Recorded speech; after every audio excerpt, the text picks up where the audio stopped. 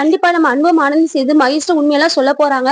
நானும் அன்பு தான் லவ் பண்ணிட்டு இருக்கோம். அன்பு தான் அழகு அப்படிங்கிற விஷயத்த நம்ம ஆனந்தி நம்ம மகேஷ்ட சொன்னா நம்ம மகேஷ் வந்து அது எப்படி எடுத்துக்குவாரு அப்படிங்கறத மறக்காம கமெண்ட் பாக்ஸ்ல கமெண்ட் பண்ணுங்க.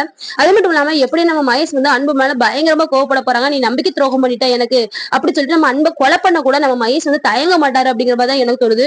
உங்களுக்கு என்ன தோணுது அப்படிங்கறதையும் மறக்காம கமெண்ட் பாக்ஸ்ல கமெண்ட் பண்ணிருங்க. அது மட்டும் இல்லாம அன்பு வந்து மகேஷார ஏமாத்தணும்னு நினைக்கவே இல்லை. அது மேல இவ்வளவு நம்பிக்கை வச்சிருக்காங்களே அது நம்பிக்கை எப்படி இதாக்குறது அப்படிங்கிற மாதிரி யோசித்த நம்ம அன்பு வந்து இத்தனை நாள் உண்மையை சொல்லாம இருந்திருப்பாரு. ஆனா ஆரம்பத்திலே சொல்லியிருந்தா கூட இவ்வளவு பெரிய பிரச்சனை வந்திருக்காது. வளர விட்டு இப்ப நம்ம மகேஷ் சொல்றாங்கன்னா நம்ம மகேஷ் வந்து அன்பு மேலேயும் ஆனந்த் மேலே கோவப்படுறதுக்கு வாய்ப்பு அதிகமாவே இருக்கு. இதை விடவும் பயங்கரமா கோவப்பட வாய்ப்பு அதிகமாவே இருக்கு அப்படிங்கிற மாதிரி தான் எனக்கு தோணுது.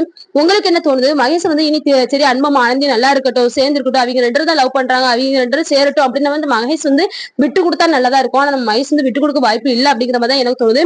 ஏன் ஆனந்தி எனக்கான ஆனந்தி என்னை ஏமாத்தி அன்பு வந்து ஆனந்தி லவ் பண்ணிருக்கான், இத்தனை நாள் என்கிட்ட சொல்லாம இருக்கான், நம்பிக்கை துரோகம் பண்ணிருக்கான் அப்படின்னு சொல்லிட்டு நம்ம மகேஷ் வந்து வில்லனா மாறிட்டாங்க அப்படின்னா கதை நல்லா இருக்காது அப்படிங்கிற மாதிரி எனக்கு தோணுது.